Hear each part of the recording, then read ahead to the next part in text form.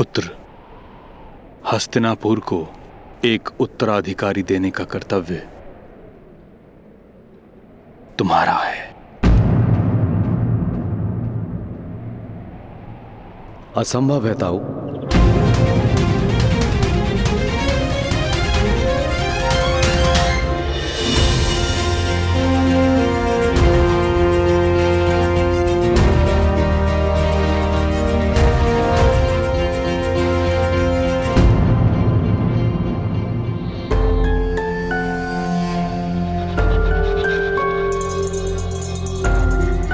मेरे हाथों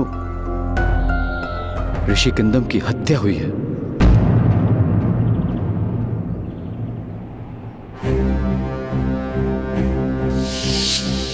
माद्री के कहने पर मैं स्वर्ण हिरण का आखेट करने गया था।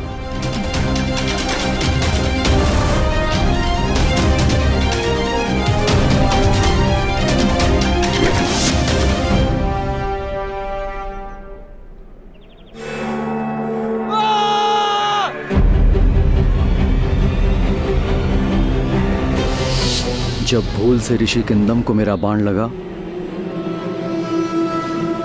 तब वे अपनी पत्नी के साथ थे।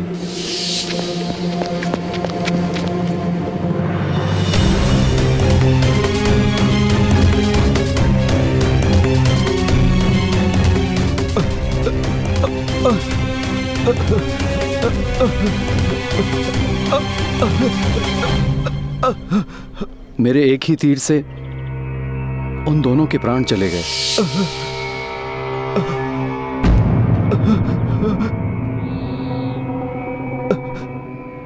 तुझे मैं श्राप देता हूं, यदि तुम अपनी पत्नी के निकट गए तो तुम्हारे प्राण निकल जाएंगे।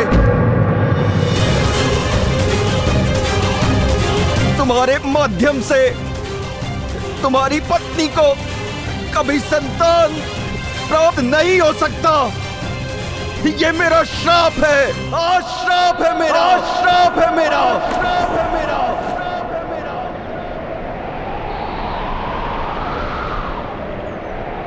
मेरे माध्यम से मेरी पत्नी को संतान प्राप्त नहीं हो सकती ताऊ।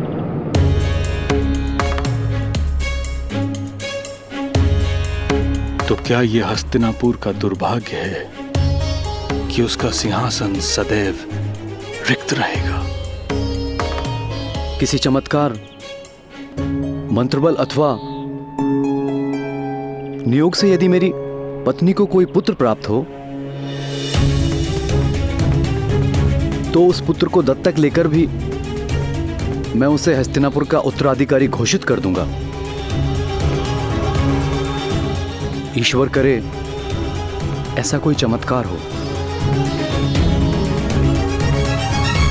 चलो आ जाओ। चलो बैठो यहाँ।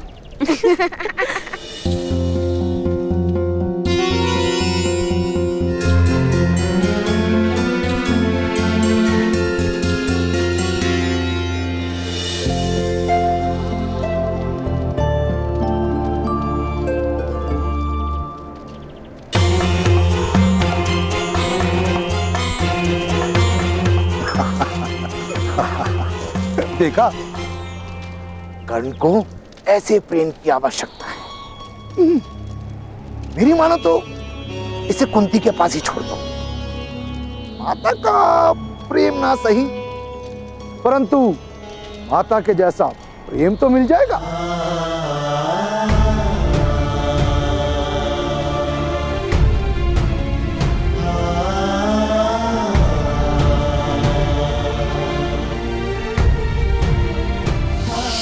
कभी मेरा पुत्र नहीं बन सकता आर्य, और इस बालक को मैं प्रेम नहीं दूंगी आर्य। माता, मुझे भी अपने हाथों से भोजन कराओ। कोई आवश्यकता नहीं।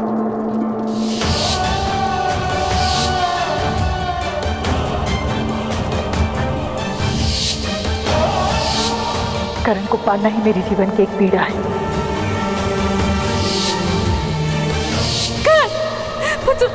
तुम ठीक तो हो ना? कोई पीड़ा तो नहीं है ना तुम्हें? आज रात भर तुम घर से बाहर कर। कर्ण को ऐसे प्रेम की आवश्यकता है। मेरी मानो तो इसे कुंती के पास ही छोड़ दो।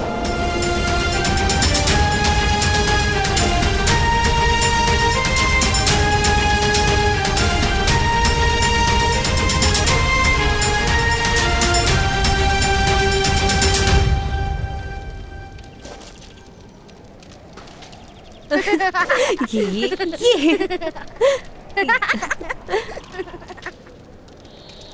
राजकुमारी, आपकी आज्ञा लेना चाहता हूं। हमारे प्रस्थान का समय हो गया है। कर्ण पुत्र,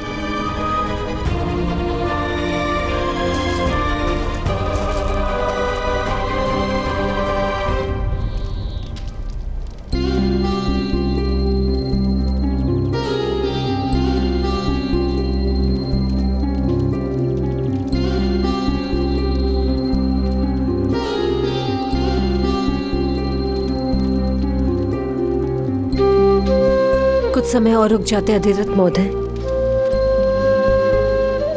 रात्रि का समय है। आप कर प्रातःकाल प्रस्थान कर सकते हैं। कल प्रातःकाल बहुत देर ना हो जाए। राजकुमारी, कर्ण की माता चिंतित होगी।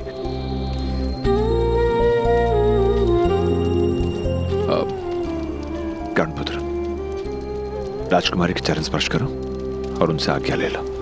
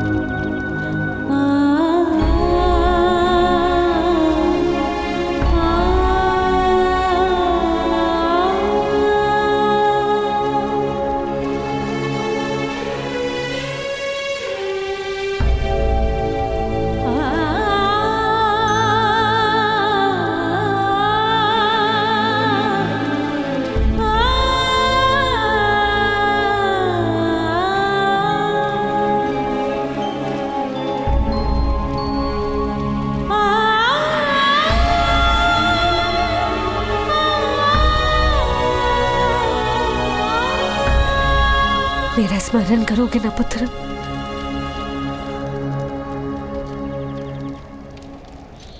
ये मेरे लिए गाई गई पहली लोरी थी देवी कुंती।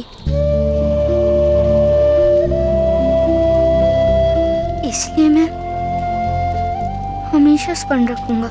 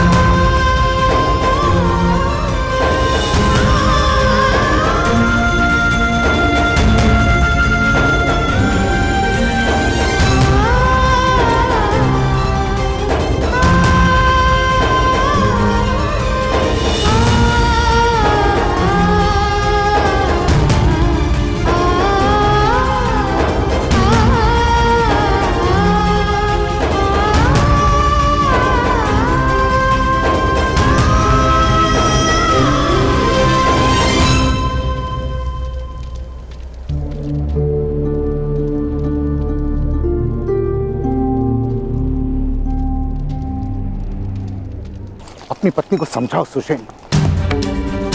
उन्हें बताओ कि महारानी कुंती को उसके पुत्र से कितना प्रेम था।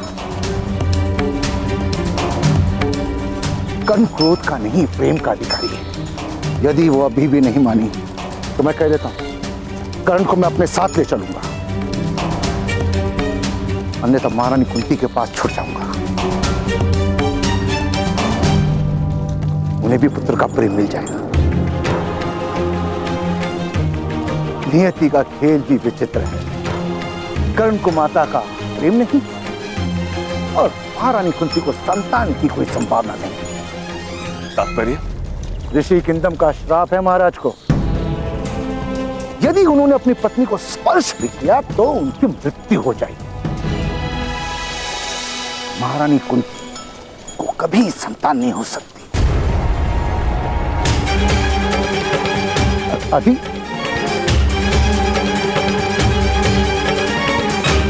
आपका पुत्र बहुत तेजस्वी है। ऐसा बालक किसी महान राज्य का सम्राट हो सकता था।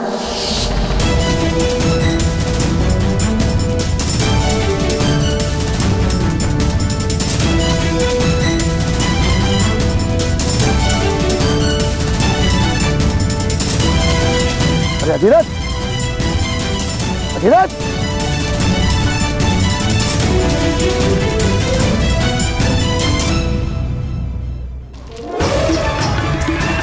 नियति का खेल भी विचित्र है। कर्ण को माता का प्रेम नहीं और महारानी कुंती को संतान की कोई संभावना नहीं।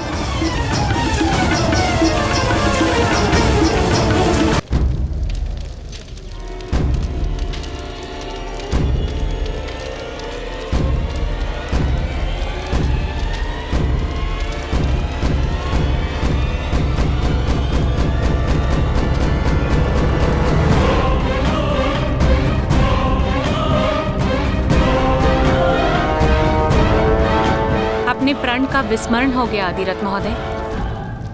नहीं देवी, किंतु जिस बालक का उत्तरदायित्व आपने मेरे सर दिया था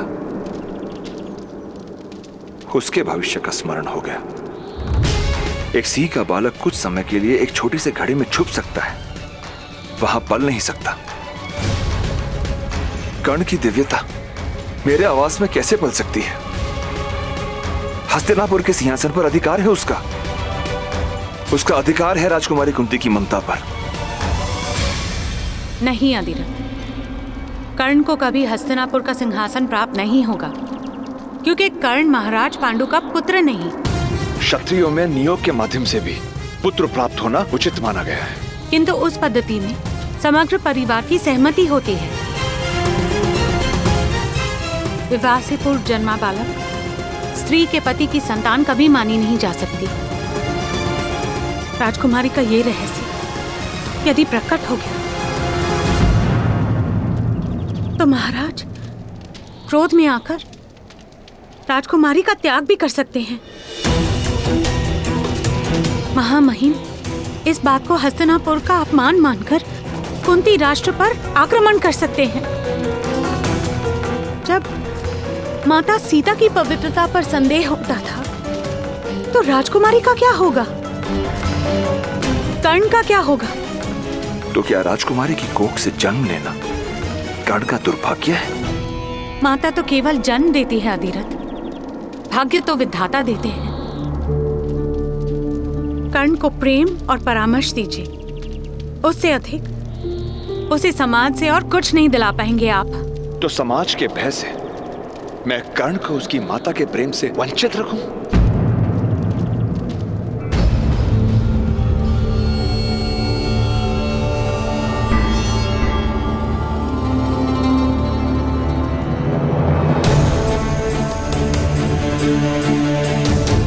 अधिरथ महोदय, आप लौट आए?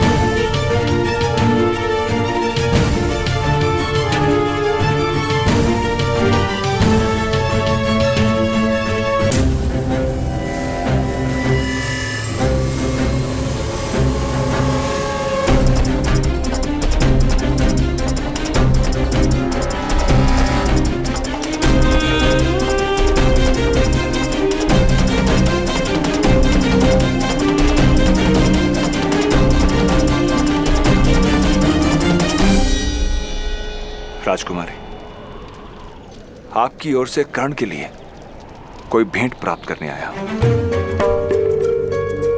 बच्चों के स्वर्ण कच्चे होते हैं।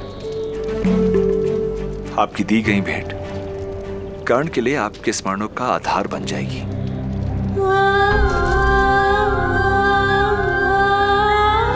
कर्ण पुत्र, तुम्हें भेंट में देने योग्य मेरे पास कुछ भी नहीं।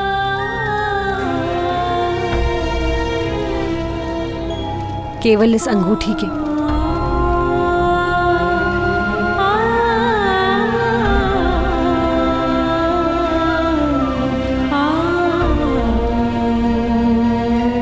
इसे संभाल कर रखना। जीवन में एक बार इस अंगूठी के बदले तुम्हें हस्तिनापुर से वरदान प्राप्त होगा।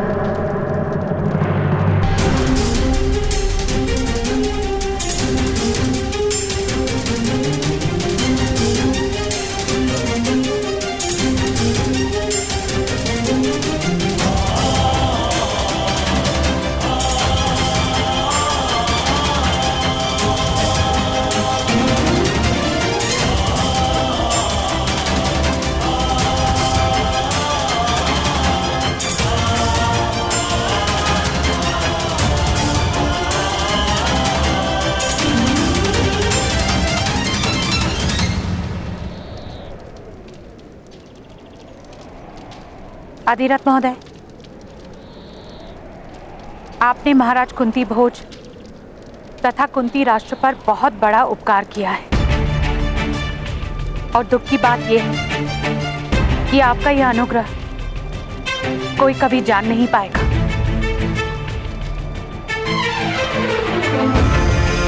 मैंने केवल अपना कर्तव्य निभाया देवी।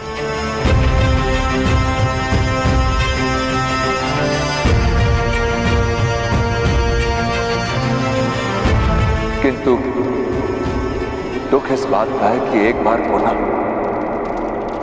समाज के भय ने कर्ण को उसके अधिकार से वंचित कर दिया।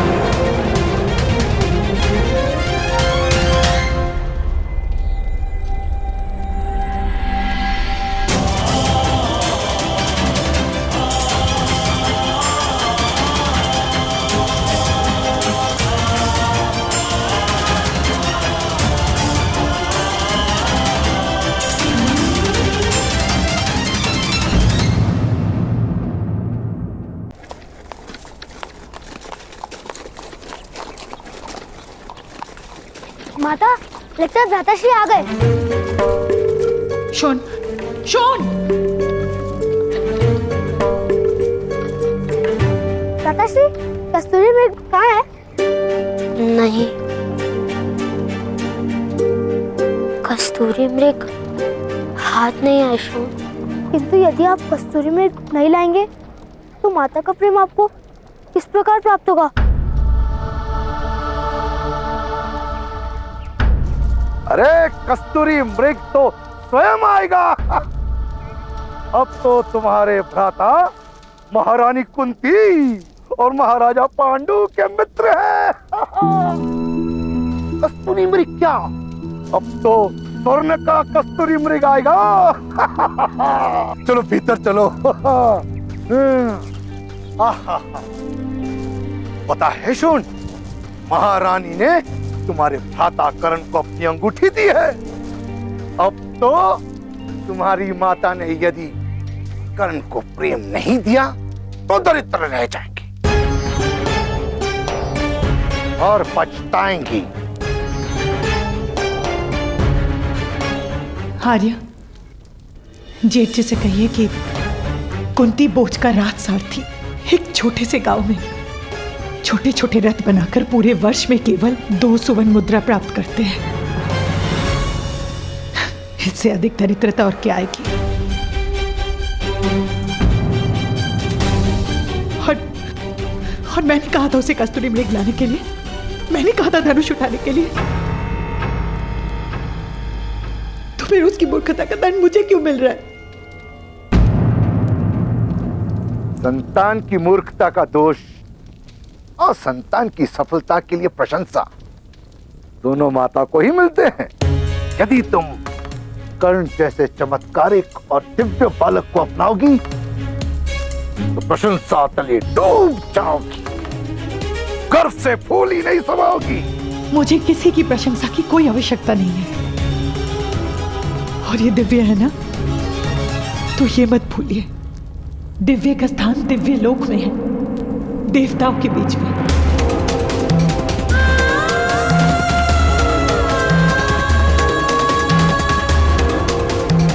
मनुष्य लोक में हम जैसे साधारण मनुष्य के बीच में नहीं।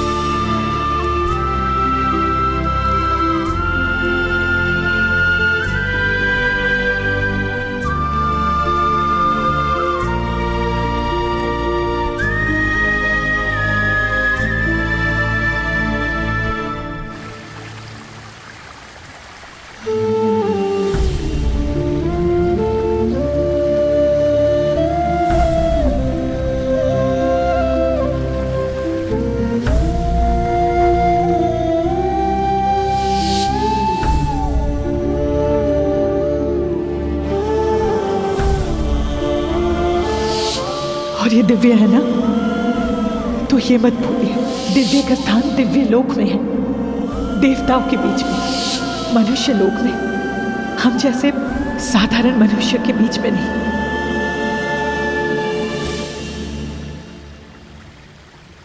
भ्राताश्री, इस प्रकार यहाँ क्यों बैठे हैं? तो कहाँ बैठो शोन? चलिए, क्या आपको पता नहीं यहाँ पिशाच आते हैं? अब मुझे पिशाच से कोई भय नहीं। वैसे भी मेरी मृत्यु होने वाली है। माता ने उचित कहा है, दिव्य का स्थान देवलोक में ही होता है। पर माता का क्रोध तो कल तक उतर जाएगा। नहीं शोन, ताऊ ने कहा था यदि किसी वस्तु से प्रकाश निकले तो वे दिव्य होती है। और मेरे शरीर से भी प्रकाश निकलता है। आपके शरीर में से कहाँ प्रकाश निकलता है? बताइए।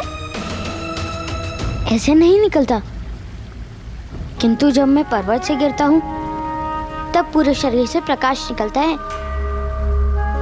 अवश्य मेरी मृत्यु अब निकट है, उससे मुझे कोई हानि नहीं होती। तो दिखाइए। मृत्यु? अरे नहीं, प्रकाश। चलो दिखाता हूँ।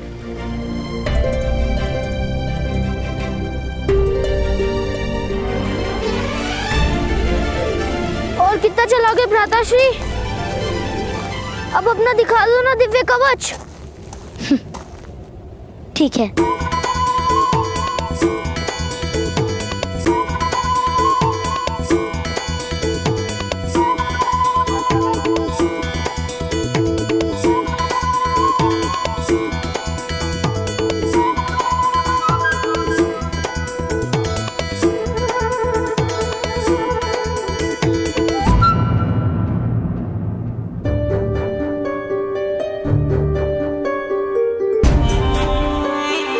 आश्चर्य है, अब कवच नहीं निकल रहा।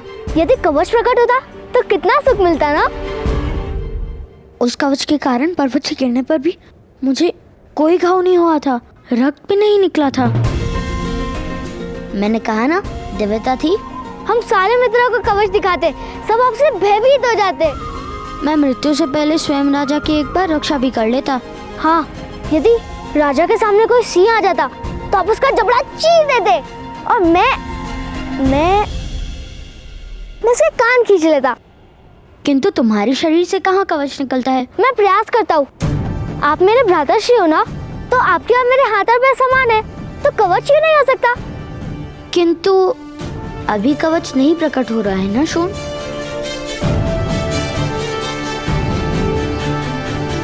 संभवतः पर्वत से गिरने पर प्रकट हो। मैं प्रयास करता हूँ। नहीं शोन, ठहरो, ऐसा साहस करना उचित नहीं।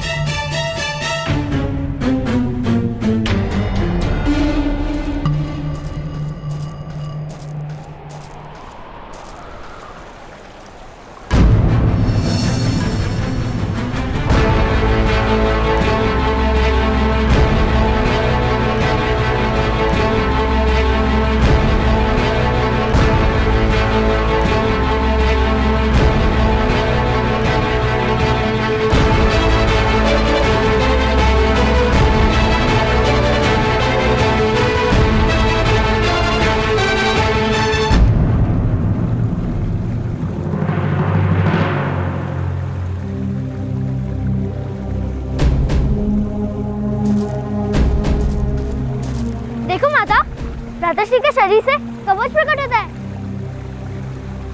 और आपने देखा वो पत्थर भी कैसे टूट गया। किंतु मुझे और मेरे भ्राताश्री को कोई हानि नहीं हुई।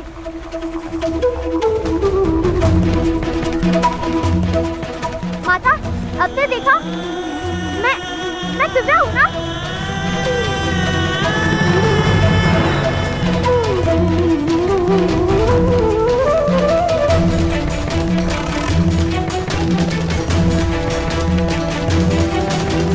अंदर रखना, विनाश हो तुम। मेरे शोन से दूर रहना। शोन, चलो। छोड़ दो मुझे माता, मुझे भ्राता कर्ण के पास जाना है। कोई आवश्यकता नहीं है।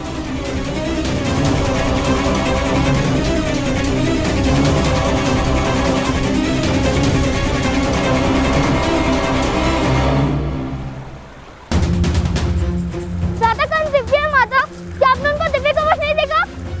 अब हमें कोई हानि नहीं होगी। कर्ण स्वयं हानि है शोन। यदि तुम उसके साथ रहे तो तुम पर भी विपदा आ पड़ेगी। तुम क्यों नहीं समझ रहे हो शोन? कर्ण का कवच केवल उसी की रक्षा कर सकता है, किंतु वो हम सबके लिए मृत्यु का कारण बनेगा।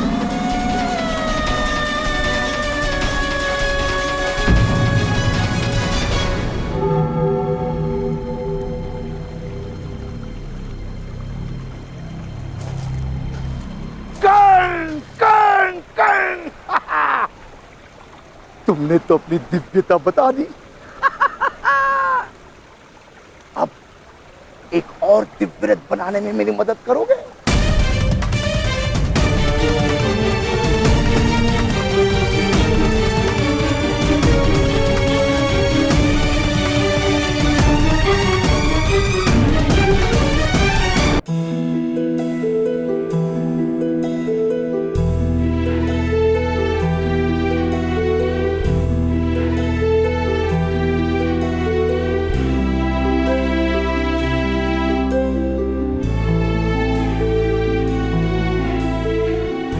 मेरी दिव्यता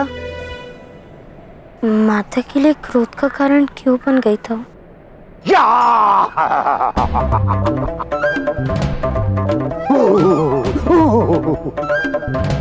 तुम्हारी माता भयभीत हो गई होगी। तुम्हारी दिव्यता तो प्रेम का कारण है पुत्र। किंतु माता को मेरी दिव्यता से प्रेम नहीं हुआ था। दिव्यता और प्रेम का कोई संबंध नहीं होता पुत्र। दिव्यता से या तो श्रद्धा जन्म लेती है या फिर भय। और तुम्हारी दिव्यता से तुम्हारी माता अधिक से अधिक तुम्हें प्रणाम कर सकती है, प्रेम नहीं।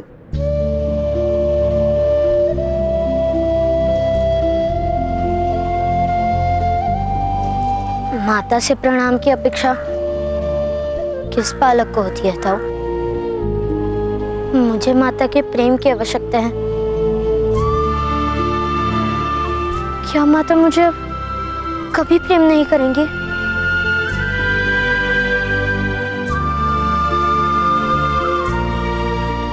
नहीं, नहीं पुत्र नहीं, ऐसा नहीं है। तुम्हारी माता तुमसे बहुत प्रेम करती है। ईश्वर हो या माता, अपनी निर्बल संतान को सदा ही अधिक प्रेम दिखाती है। और शून में तुम जैसा चमत्कारियां तो है नहीं, शक्तियां तो है नहीं, बस इसी कारण तुम्हारी माता शून पर अधिक ध्यान देती है। हाँ?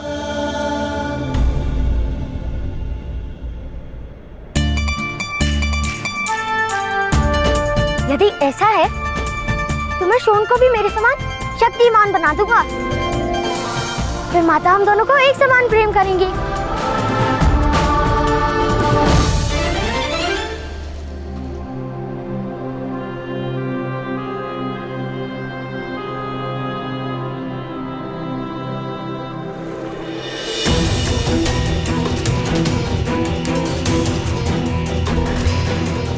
भगवान ने राजकुमारी को आश्वासन दिया था कि वो सदैव अपने पुत्र की रक्षा करेंगे। यही कारण है कि इस बालक के पास दिव्य कवच तथा कुंडल है। आपका पुत्र बहुत तेजस्वी है। ऐसा बालक तो किसी महान राज्य का सम्राट हो सकता था।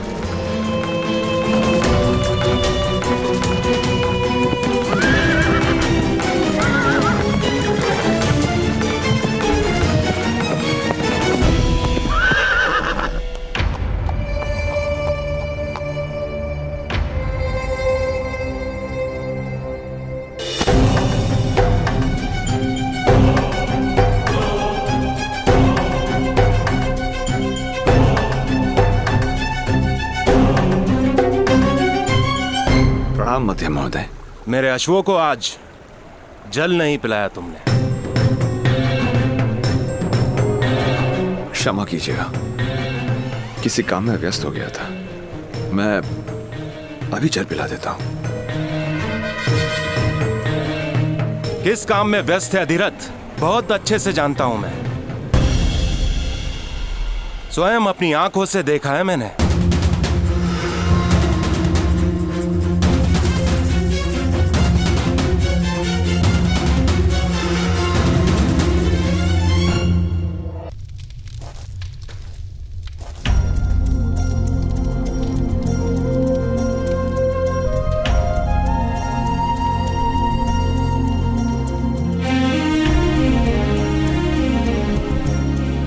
पहले खा लो।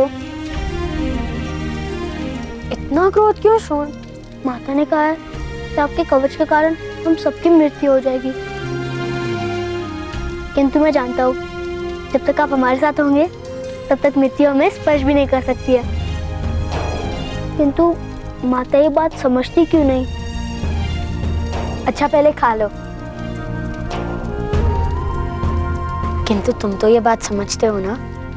अवश्य, मैं आपसे अत्यंत प्रेम करता भ्राता, 4 लड्डुओं से भी अधिक। किंतु माता आपसे प्रेम नहीं करती, यही कारण है कि माता ये बात समझती नहीं। शीघ्र ही माता मुझसे प्रेम करने लगेगी।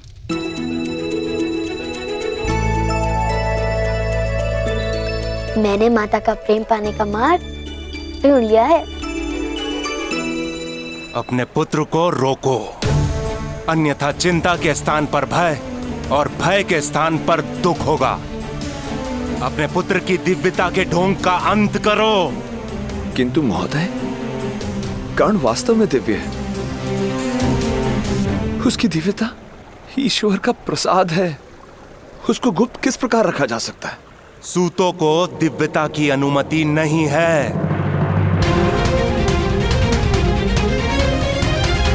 ईश्वर का प्रसाद जात पात नहीं देखता महोदय। यदि ईश्वर का प्रसाद है तो उसे मंदिर में बिठाओ और गर्भगृह का द्वार बंद कर दो, तब उसका नमन किया जाएगा। किंतु जीवन मंदिर में नहीं बीत सकता, उसे संसार में आना ही पड़ेगा। और जिस दिन वो समाज के मध्य आया, उस दिन उस पर जात पात का बंधन अवश्य होगा।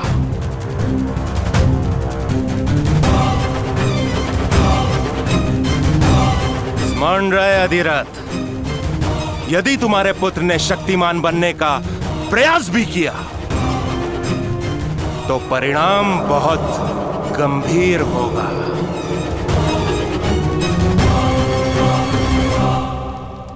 हाँ, मैं तुम्हें भी अपनी भांति महान धनुर्धर बना दूंगा।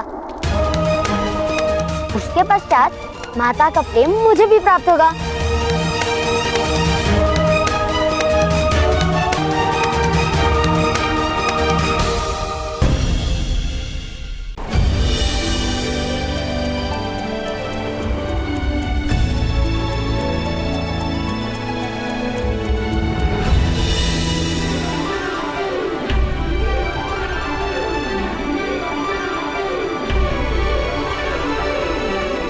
भ्राता कौन? आप मत्स्य को लक्ष्य बना रहे हैं? मत्स्य को नहीं, मत्स्य के मत जो पत्थर है उसको।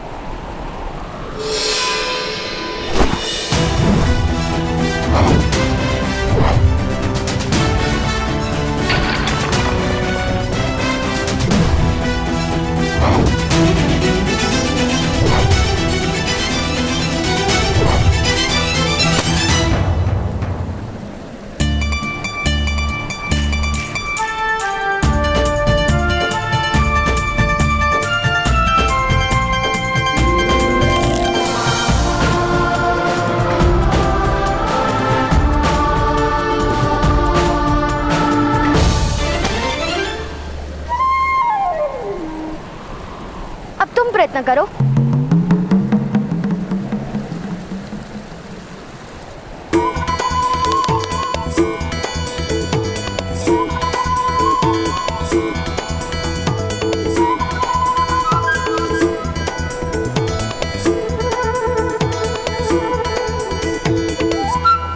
इस प्रकार धनुष उठाओ, इस प्रकार प्रत्यंचा खींचो, अपने नेत्र केवल लक्ष्य पर रखो और पवन की दिशा देखो। तल संधान करते समय मस्तक थोड़ा सा नीचे और हाथ ऊपर होने चाहिए। ना मस्तक मेरी आज्ञा मान रहा है, ना हाथ और ना ये धनुष। मुझे लगता है मेरे कारण आपको माता का प्रेम कभी प्राप्त नहीं होगा। प्रयत्न करते रहो शोन। उस प्रयत्न से क्या लाभ होगा उसकी चिंता छोड़ दो। जाओ शोन, अब तुम फिर से प्रयत्न करो।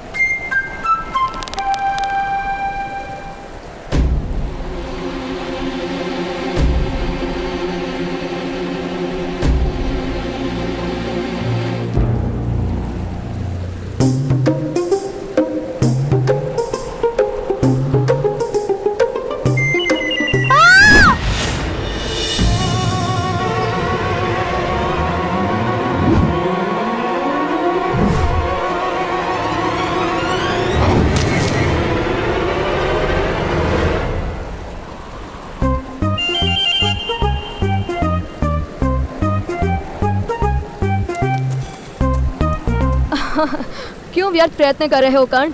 मेरे पिता कहते हैं कि धनुर्विद्या सूतों का कार्य नहीं है। किंतु मेरे ताऊ कहते हैं विद्या उनकी होती है जो ग्रहण कर ले। और यदि विद्या ही क्षत्रिय होने का प्रमाण है तो शोण भी धनुर्धारी बन जाएगा।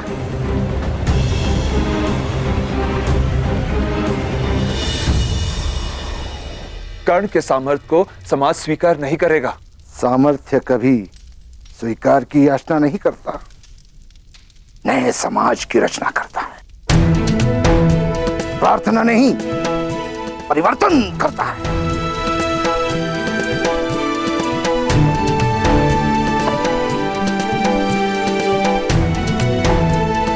ऐसा ही आत्मविश्वास लेकर आप भी घर से निकले थे।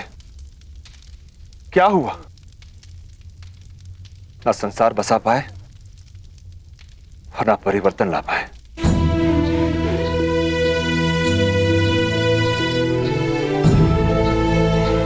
क्योंकि मुझ में सामर्थ्य कम था। किंतु कर्ण दिव्य है, वास्तव में दिव्य है। अवश्य किसी देवता का प्रसाद है ये तुम्हारा सौभाग्य है कि कर्ण ने तुम्हारे घर में जन्म लिया है। कर्ण वो है जो समय को बांधेगा, जो इतिहास का निर्माण करेगा, जो समाज में परिवर्तन लाएगा। मूर्खतापूर्ण बात मत करो। क्षत्रिय तो जन्म से ही होता है। तो क्या क्षत्रिय विद्या लेकर जन्म लेते हैं? हाँ अवश्य, इसीलिए तो कहते हैं धनुर्विद्या पर क्षत्रियों का अधिकार है। तो करो प्रदर्शन अपने क्षत्रिय होने का।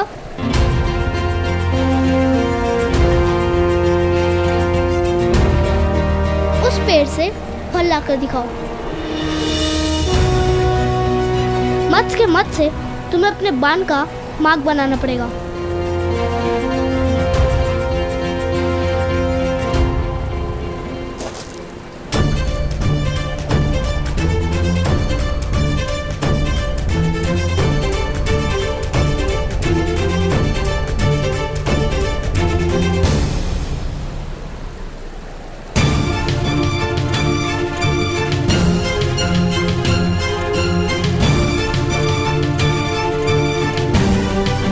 प्रथम तुम करके बताओ। किंतु शोण अभी क्षत्रिय नहीं बना, उसकी विद्या भी पूर्ण नहीं हुई। किंतु तुम तो क्षत्रिय हो, तुम तो विद्या लेकर जन्मे हो, तुम ही लक्ष्य भेद कर दो। नहीं, मैं लक्ष्य भेद नहीं कर सकता। अर्थात तुम क्षत्रिय नहीं हो। तुम क्या मेरे साथ प्रतियोगिता करोगे? पहले तुम मेरे भ्राताश्री को पराजित करके दिखाओ।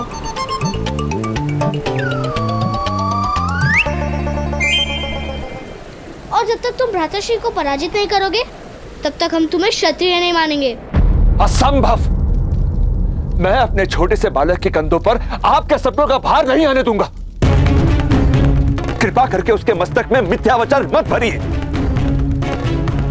मेरी तो केवल इतनी इच्छा है कि वो अपना जीवन सुख और संतोष के साथ जी। नहीं बनाना चाहता उसे योद्धा, नहीं करवानी है समाज के साथ शत्रुता, उसके जीवन में संघर्ष नहीं भरना चाहता मैं। सामर्थ्य और संघर्ष में तो पति पत्नी का संबंध है अधिरथ। नहीं भ्राताश्री, कोई संघर्ष नहीं होगा उसके जीवन में। कर्ण सामान्य है और एक सूत की तरह सामान्य जीवन जिएगा। इस समय प्रकाश कम हो गया है, मैं कल प्रातः का लक्ष्य भेद कर दूंगा। सुनो, यदि तुम लक्ष्य भेद नहीं कर पाए तो तुम्हें भ्राताश्री के चरण स्पर्श करने पड़ेंगे, और यदि लक्ष्य भेद कर पाए तो मैं तुम्हारे चरण स्पर्श करूंगा। चलो श्वेत केतु, चलो।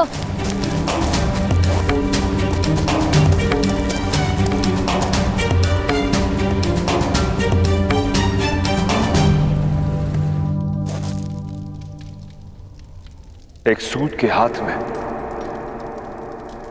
रथ की धुरा होती है, धनुष नहीं। ताऊ ताऊ, वो उत्तम है ना? हाँ। कल प्रातःकाल उस उत्तम के साथ भ्राताश्री की प्रतिस्पर्धा निश्चित हुई है। आप चलेंगे ना हमारे साथ? भ्राताश्री और उत्तम धनुष से लक्ष्य भेद करेंगे, और जब उत्तम पराजित हो जाएगा तब वो भ्राताश्री के चरण स्पर्श करेगा। अरे वाह! ये क्या प्रलाप कर रहे हो तुम? कोई प्रतिस्पर्धा नहीं होगी, कोई लक्ष्य भेद नहीं होगा। किंतु पिताश्री, यदि प्रतिस्पर्धा नहीं होगी तो भ्राताश्री को उस उत्तम के चरण स्पर्श करने होंगे। तो कर्ण चरण स्पर्श नहीं, बड़ी बात करेगा।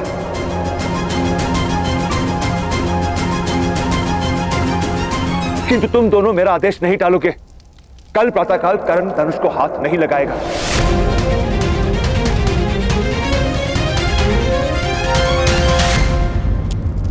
पिताश्री, कल प्रातः काल मुझे आपके साथ आने का आदेश दीजिए ना।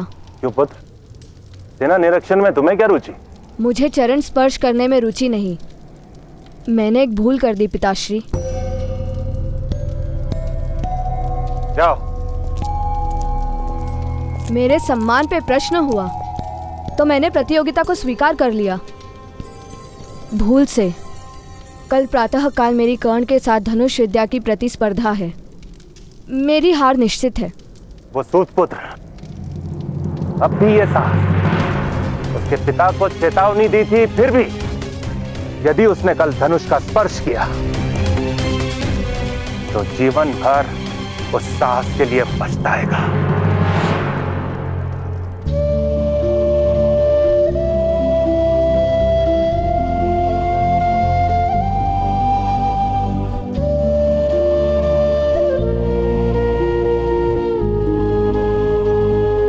तो कर्ण चरण स्पर्श नहीं, बड़ी बात करेगा। कल प्रातःकाल कर्ण धनुष को हाथ नहीं लगाएगा।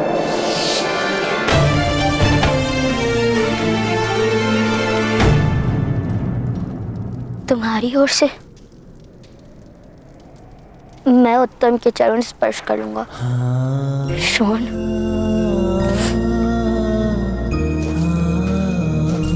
भ्राताश्री, आप उस उत्तम के चरण नहीं स्पर्श करेंगे।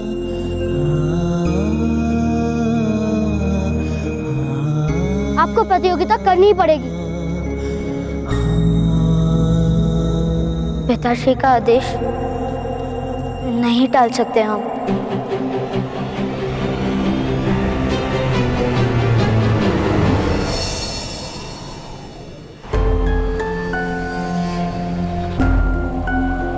वो सूत पुत्र नहीं आएंगे। क्षत्रियों से प्रतियोगिता करने का साहस सूत पुत्र में नहीं होता पुत्र, और चरण स्पर्श करने की संभावना से वो कर्ण भयभीत हो गया होगा। चरण स्पर्श करवाने के लिए हम उनके घर चले पिताश्री? नहीं पुत्र, अब तो गांव के बीच वो कर्ण तुम्हारे चरण स्पर्श करेगा। चलो।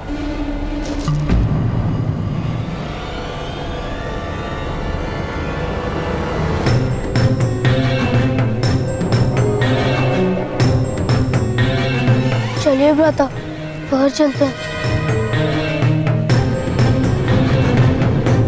प्रतियोगिता को स्वीकार किया है तो उसे पूर्ण भी करना होगा।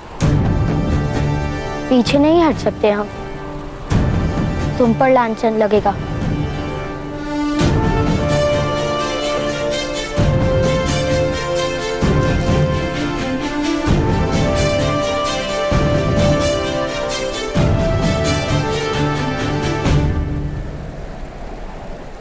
प्रतियोगिता करोगे कैसे सुपुत्र?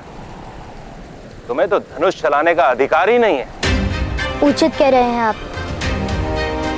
पिताश्री ने हमें धनुष चलाने की अनुमति नहीं दी। अंत में तुम्हारे पिता को सत्य के दर्शन हो ही गए।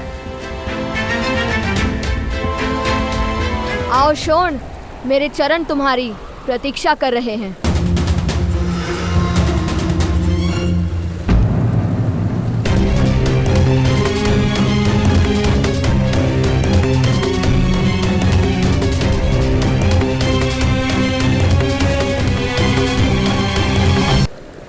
उत्तम, यदि तुम्हें आपत्ति ना हो तो शोण के स्थान पर क्या मैं तुम्हारे चरण स्पर्श कर सकता हूँ? नहीं भ्राताश्री, आप उत्तम के चरण स्पर्श नहीं कर सकते। मैं ही उत्तम के चरण स्पर्श करूंगा। अरे दोनों ही कर लो। भूतों को चरण स्पर्श करने में लज्जा किस बात की?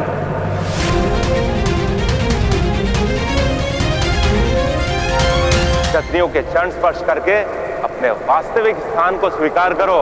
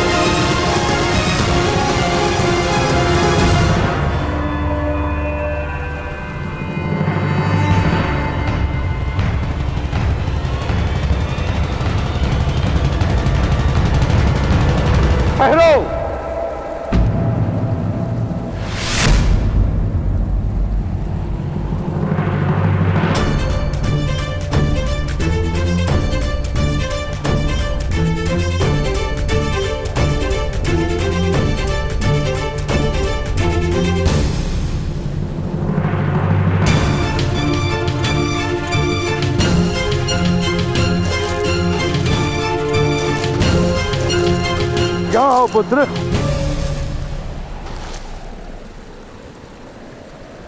मध्यम महोदय, जब सूतों को धनुष स्पर्श करने का अधिकार ही नहीं तो प्रतियोगिता का आवाहन ही मिथ्या था। जय पराजय का प्रश्न ही कहां उठता है? तात्पर्य ये महोदय, यदि प्रतियोगिता ही नहीं हुई तो चरण स्पर्श ही क्यों? उचित कह रहे हो। चरण स्पर्श करने की कोई आवश्यकता नहीं। बस इन सूत पुत्र को अपना स्थान स्मरण रहे, वही काफी है। चलो तब। किंतु आपके पुत्र को तो धनुष स्पर्श करने का अधिकार है ना? इसीलिए यदि उसने लक्ष्य वेद नहीं किया तो उसे कर्ण के चर स्पर्श करने होंगे। आओ आओ पुत्र उत्तम, आओ कर्ण के चरण स्पर्श करो या लक्ष्य वेद करो। जाओ पुत्र, लक्ष्य भेद करो। जाओ।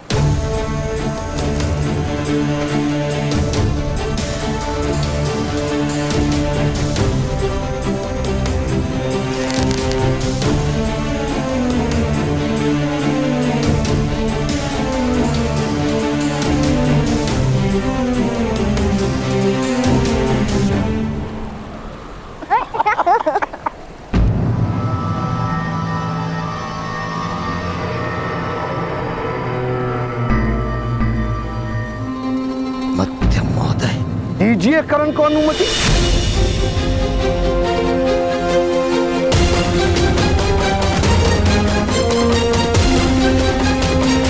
दीजिए कर्ण को अनुमति।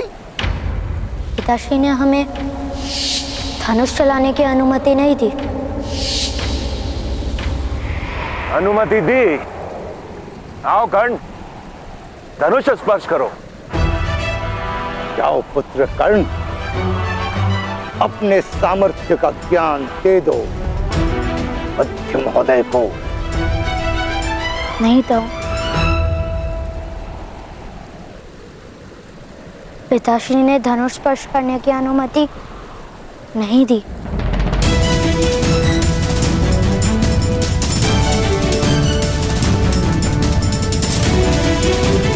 पुत्र कर्ण, ईश्वर ने 2 हाथों के साथ 2 पैर भी तो दिए हैं। तुम्हारे पिताश्री ने तो केवल हाथों से धनुष ना स्पर्श करने का आदेश क्या है।